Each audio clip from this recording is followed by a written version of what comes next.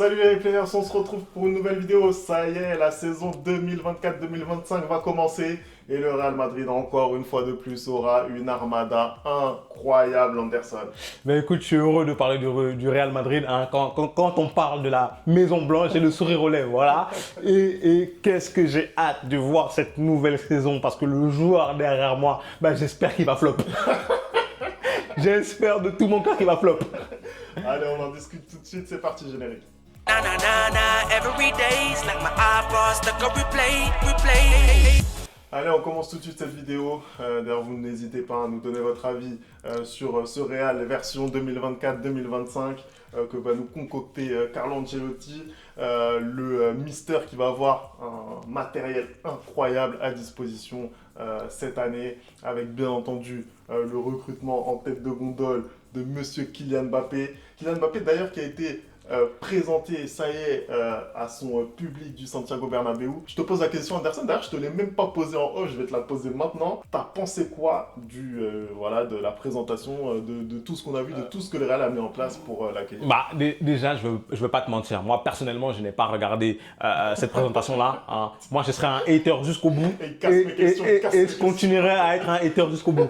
Mais sinon, est-ce que tu me demandes aujourd'hui, Femi Issa, si j'ai honte de la présentation qu'a préparé mon club pour un joueur qui n'a jamais rien gagné, hein? Oui, j'ai honte. Hein? Est-ce que tu me demandes, est-ce que j'ai honte de la présentation que le Real Madrid a faite pour Kylian Mbappé, qui est comparable à ce que Cristiano Ronaldo, qui avait une Ligue des Champions et un Ballon d'Or, hein, et est arrivé en tant que le joueur le plus cher de l'histoire du football, hein? Oui, j'ai honte. Oui, j'ai honte. Parce que je suis désolé, ce genre de présentation-là, on le fait à un joueur qui a 2 ballons d'or, 2 Ligues des Champions. Hein. Ce gamin-là, dans le football en club, en tout cas européen, n'a pas encore assez prouvé pour avoir ce genre de présentation. Moi, ce qui m'a dérangé des petites images que j'ai vues, j'ai eu l'impression qu'il avait passé son temps à réviser la présentation de Cristiano Ronaldo parce que c'était pratiquement calqué à la lettre. Hein. Parce que quand tu dis qu'il n'a pas beaucoup dormi, sans blague, il devait être en train de regarder les vidéos YouTube de la présentation de Cristiano Ronaldo. Hein, parce qu'il a fait pratiquement la même chose. Et ensuite, on a vu bien évidemment qu'il était ravi, honoré, que c'était un rêve qui se réalisait de venir jouer au Real Madrid, que c'était le plus grand club du monde. Donne-nous des informations qu'on ne sait pas. Donne-nous des informations qu'on ne sait pas. Non, parce que hein, si ton rêve, ça fait 2 ans, 3 ans que tu serais venu en fait. Mais non, il vient maintenant parce que le timing, pour moi, le timing n'est plus bon. C'est-à-dire qu'à un moment donné, on avait besoin de lui et là, on n'a plus besoin de lui. Il arrive à un moment où c'est plus lui qui a besoin du Real que le Real qui a besoin de lui. Et c'est une vérité. Je suis désolé, depuis le moment où il a refusé le Real Madrid, on a gagné 2 Ligues des Champions. On a gagné 2 Ligues des Champions. Mais il vient faire quoi? Il vient faire quoi? Non, c'est vrai, c'est vrai. Mais en tout cas, pour revenir sur la présentation, et je pensais pas le dire, hein, franchement, moi j'ai trouvé ça très bien fait. J'ai trouvé d'une part que l'émotion de Mbappé, déjà elle est légitime et en plus elle était sincère. Elle est surfaite, on a ouais, vu c'est pas sa grave. famille qui était là. Je pense pas que sa mère soit une actrice studio, tu vois, pour lâcher des larmes comme ça. Je pense La pas. dame là? La dame là? Je pense pas, je pense pas. Après, voilà, elle a certainement des défauts aussi, mais je pense pas que ce soit une actrice studio. Et Kylian, je le défends pas clairement, mais voilà, là, on sentait quand même un minimum de sincérité. Voilà, on sentait de la spontanéité. Moi, j'ai trouvé quand même c'était un bon moment. Et aussi, j'ai trouvé quand même que le Real Madrid a su montrer tout son poids en tant qu'institution. J'ai trouvé que le discours de Florentino était quand même très cadré pour bien faire comprendre à Kylian qu'il n'arrivait pas du tout en terrain conquis. Après, pour moi, c'était logique de faire cette présentation. Déjà, c'est un coup de force marketing de la part du Real Madrid. On parle quand même de la plus grande star du football actuellement en termes marketing. Voilà, c'était important de faire ça et aussi de montrer encore l'ambition sportive du Real qu'ils sont capables d'attirer les meilleurs joueurs. Après, oui, bien sûr, la saison de Kylian qui vient de se terminer, pas bonne, voilà, on va dire les termes. Il doit prouver à Madrid qu'il est capable de retrouver son niveau. D'ailleurs, on a vu que Pintus était de retour dans le staff du Real Madrid. On va voir si il est en mesure de requinquer physiquement Kylian. Mais en tout cas, il va falloir compter sur lui. Il a dit que, en conférence de presse, que voilà, il n'avait aucun problème à jouer dans n'importe quelle position. Ça, c'était la petite pique pour énerver les supporters parisiens. Hein. J'espère que son pivot gang, c'est terminé. Ça y est. J'espère vraiment pour lui. Et si on regarde un petit peu justement la composition d'équipe du Real potentiel, on se rend compte que voilà, encore une fois, ligne offensive très fournie.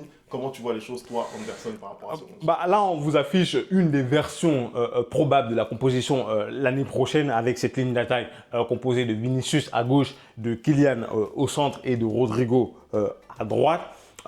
Derrière eux, on a Bellingham, Tchouaméni et Valverde. Et derrière, ce serait plutôt Mendy, Militao, Rudiger, Carvajal et ainsi que Courtois. Moi, déjà, dans cette formation, je me pose des questions. La première question, est-ce qu'aujourd'hui, Kylian est capable d'évoluer dans ce poste d'avant-centre, hein, même si tu n'arrêtes pas de me le dire depuis cette année qu'il va au Real Madrid pour jouer avant-centre et que certainement il va jouer avant-centre. Moi, j'émets des doutes sur sa capacité à occuper ce poste-là au Real Madrid. Le deuxième souci que j'ai avec cette formation-là, c'est que c'est Camavinga qui est sacrifié. Quand on voit les prestations d'Eduardo Camavinga ces dernières années au Real Madrid et un peu moins en équipe de France parce qu'il n'a pas eu énormément d'occasions de jouer, pour moi, dans le milieu de terrain, c'est très difficile de le sortir. Si tu repars sur un 4-4-2 comme ça a été le cas cette année, c'était plutôt Rodrigo que tu vas sortir de cette équipe-là. Mais Rodrigo, même si j'aime beaucoup le détester, aujourd'hui au Real Madrid, il a énormément prouvé. C'est-à-dire qu'à des moments où Vinicius n'était pas en forme, c'est Rodrigo qui portait l'équipe. Et surtout que Rodrigo, on oublie, il s'est beaucoup sacrifié, il joue beaucoup à droite. C'est pas son poste de prédilection. Son poste de prédilection, c'est aussi à gauche. Il s'est sacrifié pour l'équipe et chaque fois qu'il a l'occasion de revenir à gauche, il te sort des matchs dantesques. Donc aujourd'hui, la venue de Kylian Mbappé, et je pense qu'il sera titulaire, à Carlo Ancelotti de trouver l'animation offensive, je pense que ça va sacrifier certains joueurs. Parce que quand je regarde les joueurs qui sont sur le banc, à savoir un Arda Güler par exemple, qui fait un excellent Euro encore et qui finit très bien sa saison avec le Real Madrid. Quand je regarde un Brahim Diaz aussi, qui a été excellent pour les matchs qu'il a joué avec le Real l'année dernière, ça pousse pour entrer dans ce 11-là. Et finalement, je me demande, mais est-ce qu'il a vraiment sa place dans ce 11-là quand on sait que ses qualités premières ne concordent pas avec ce que je vois pour un 9 au Real Madrid. C'est-à-dire que pour moi, typiquement, je te l'avais dit, le Real aurait dû aller plutôt vers un 9 comme Harry Kane, mais bon, je pense qu'on n'aurait pas gagné de trophée avec sa poisse légendaire ou un Erling Haaland, parce que pour moi, c'est ce type de poste-là aujourd'hui que le Real a besoin pour complémenter les qualités de Rodrigo et de Vinicius. Là, aujourd'hui, Kylian, j'ai peur qu'il fasse tâche. Et encore, c'est sous couvert du fait qu'il retrouve sa condition physique, même si je pense que Pintus va vraiment lui concocter apparemment un programme qui est le même que celui de Cristiano Ronaldo pour qu'il puisse retrouver sa forme. Mais moi, j'ai très peur de l'animation offensive de cette équipe du Real Madrid. Et je vais parler plus tard de ce que ça va entraîner aussi dans le vestiaire, un joueur comme Kylian Mbappé. Sur ce que tu as dit au niveau de l'animation, bien sûr, le football, ça se joue à 11. Il va falloir forcément quelqu'un qui s'assoit sur le banc pour faire de la place à Monsieur Kylian. Ça, c'est une réalité. Tu fais venir Kylian, c'est pour qu'il soit titulaire. Maintenant, moi, je pense que Kylian, il est tout à fait capable de jouer en tant qu'avant-centre. Il l'a fait pendant des années au PSG. Il l'a fait déjà quand il y a eu notamment des blessures au niveau de l'attaque parisienne. On se rappelle notamment d'un joueur comme Cavani où justement Kylian prenait un petit peu le relais en tant qu'avant-centre. Il le faisait encore à l'époque avec de la bonne volonté. Pour moi, c'est surtout ça qui a changé en réalité parce que Kylian il est tout à fait capable de jouer à ce poste-là. En plus, je pense que sur ces dernières années, autant il a, selon moi, beaucoup perdu en explosivité sur ses courses, tu vois. Mais je pense que s'il y a bien un domaine où il a progressé, de mon point de vue, c'est sur celui-ci, c'est sur la finition en fait. C'est sur la capacité à faire le bon geste au bon moment, c'est sur la capacité à ne pas forcément éliminer pour pouvoir tirer et tromper le gardien adverse. Donc là-dessus, je pense que c'est là où il a progressé. Maintenant, pour moi, la principale question pour Kylian, ça va être son état physique, ça va être son implication au quotidien dans le collectif madrilène. Pour moi, ça dépend de lui en fait. Si vraiment il a envie de se mettre au service de ce collectif, ça va fonctionner, ça va fonctionner. Et je pense, et je l'ai déjà dit, je pense que de toute façon, il aura un rendement statistique qui sera à la hauteur. Après, tu parles du vestiaire. On peut avoir une inquiétude sur le vestiaire si jamais ça ne se passe pas comme prévu. Voilà, Kylian, c'est quelqu'un avec un énorme ego. Quand ça ne va pas dans son sens, il le dit directement. Et d'ailleurs, sa mère ne s'en est même pas cachée. C'est exactement ce qu'elle a dit mot pour mot. Donc quand ça ne va pas bien se passer, il va le faire savoir. Ça, c'est une réalité. Alors après, qu'est-ce que ça veut dire ne pas bien se passer? Moi, je pense que si Kylian, il trouve son compte sur le terrain, c'est-à-dire s'il arrive à stater, parce qu'au final, pour moi, c'est ce pourquoi il vient au Real Madrid aujourd'hui, s'il arrive à faire ses stats, pour moi, ça va rouler. Ça va rouler et c'est ce qui va permettre à Kylian de ne pas être frustré, même s'il ne fait pas des grandes prestations. Si les stats sont là, pour moi, il n'y aura pas de problème. Oui, mais après, le souci, c'est que si les stats ne sont pas là aujourd'hui, est-ce que demain, ça va décider de peut-être le mettre sur le banc?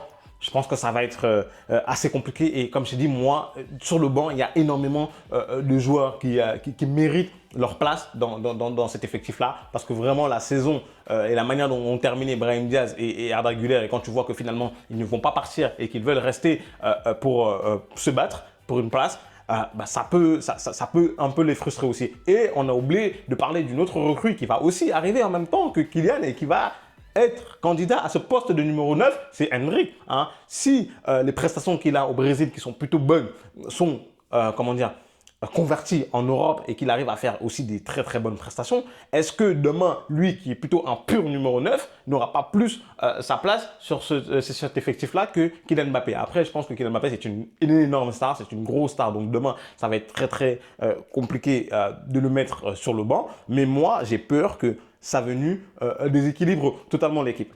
On va parler parce que là, quand même, ce n'est pas une vidéo que sur Kylian, c'est sur le Real Madrid 2024-2025. On va parler un peu des autres postes. On a un départ de Toni Kroos hein, qui arrête cette saison. On a un départ de Nacho aussi qui a décidé d'arrêter avec le Real Madrid. On a la signature là, de Modric qui a décidé de poursuivre pour 1 an de plus et aussi de Lucas Vazquez qui a décidé de prolonger son contrat 1 an de plus. Au milieu de terrain, le départ de Kroos règle un petit souci. Le fait qu'il y ait un joueur de moins, parce que vraiment le milieu de terrain du Real est très très fourni. Mais moi, ça crée un autre problème et ça m'inquiète un peu pour la saison à venir. C'est que le milieu de terrain qui va être mis en place, que ce soit par exemple Bellingham, Tchouaméni ou Valverde, ou que ce soit Bellingham, Camavinga ou Valverde, parce que pour moi, vraiment, la dernière place se joue entre Tchouaméni et Camavinga. Il n'y a pas de créateur dans ce milieu-là. Il n'y a pas de créateur, il n'y a pas la personne qui est capable de faire cette passe et qui est capable de donner le ton au match comme l'était un Toni Kroos. Donc, ça me fait énormément peur. Ensuite, quand on redescend d'une ligne en défense, aujourd'hui, on se rend compte que les défenseurs, c'est Militao, Rudiger, comment il s'appelle, Alaba et Jesus Valero qui vient de revenir de près. Militao sort d'une grosse blessure. À la fin de la saison, on a vu, il est revenu, il commence à rejouer. Rudiger, bon, c'est le patron de cette défense-là. Alaba, il ne sera pas disponible avant 2025, hein, donc ça m'inquiète. Et du coup, le remplaçant, c'est Valero. Et voilà, je pense que le Real Madrid, c'est très compliqué. Ils ne comptent pas sur lui. Je pense qu'ils ne comptent pas vraiment sur lui, mais là, il ne va pas partir en prêt, puisqu'ils n'ont pas réussi à signer Lenny Yoro, hein, qui a décidé d'aller et de ramener ses valises à Manchester United. Vu que Manchester United proposait le double de ce que le Real proposait, moi je suis très en accord avec la stratégie de Pérez. En effet, je ne vois pas pourquoi on paierait 60 millions d'euros pour un joueur de 18 ans qui n'a rien prouvé. Hein, c'est totalement n'importe quoi Manchester United.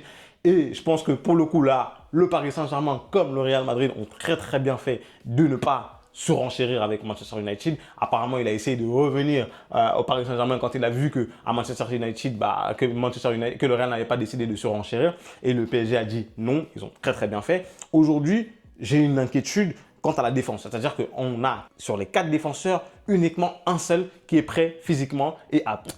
Donc ça m'inquiète. À gauche, Mendy, il a déjà son remplaçant, donc il n'y a pas de souci. À droite, Carvajal commence à se faire vieux, même s'il vient de sortir la saison de sa vie. Hein. Son remplaçant, c'est Lucas Vazquez. Ce n'est pas son poste, même si ça fait des années maintenant qu'il dépanne à ce poste-là. Ce n'est pas son poste de prédilection.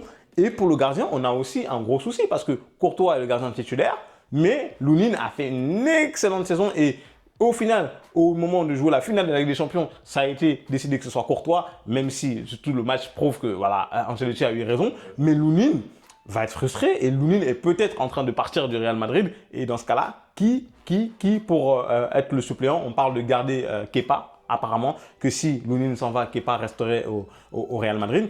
Moi, en fait, je vois un Real Madrid où la ligne offensive m'inquiète parce qu'on ne sait pas trop comment ils vont jouer, on ne sait pas trop comment Kylian va venir s'imbriquer là-dedans. Le milieu de terrain, je suis rassuré parce que c'est de la jeunesse et c'est eux qui vont porter le Real pour de nombreuses années, mais j'ai peur parce que j'ai l'impression qu'il manque cette touche de créativité. Hein. Il manque ce gars qui va casser les lignes, qui va, qui va faire cette dernière passe dont on a besoin.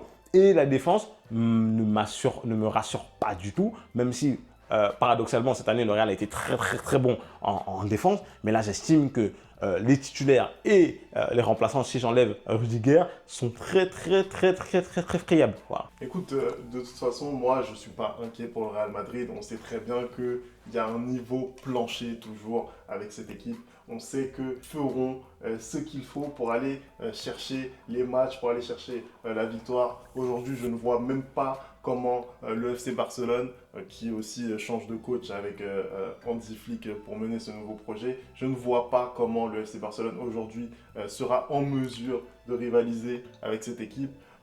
En Liga, pour moi, il n'y a aucune option possible. S'il ne gagne pas la Liga, vraiment, ce sera une déception. De toute façon, s'il ne gagne pas la Liga et la Ligue des Champions, on va dire que c'est de la faute de Kylian. Voilà. C'est normal. Voilà, parce qu'avant, on a gagné sans lui. Et clairement, c'est logique et c'est normal. Mais je ne suis pas du tout inquiet. Après, sur toutes les choses que tu as évoquées, notamment ce duel entre Courtois et Lunin, je suis tout à fait d'accord. C'est vrai que Lunin, aujourd'hui, peut légitimement revendiquer une place de numéro 1 dans un top club européen avec tout ce qu'il a fait. Il a eu un Euro compliqué, Lunin, par contre. Mais ce qu'il a fait tout au long de la saison, sincèrement, voilà, c'est un top gardien européen. Il doit pouvoir être titulaire dans une grande équipe européenne. On va voir comment ça va se goupiller. En tout cas, vous donnez-nous votre avis sur ce Real Madrid version 2024-2025. Merci d'avoir regardé cette vidéo. On n'oublie pas les bonnes habitudes @ le replay foot. Et nous, on se retrouve très vite pour une nouvelle vidéo. Ciao.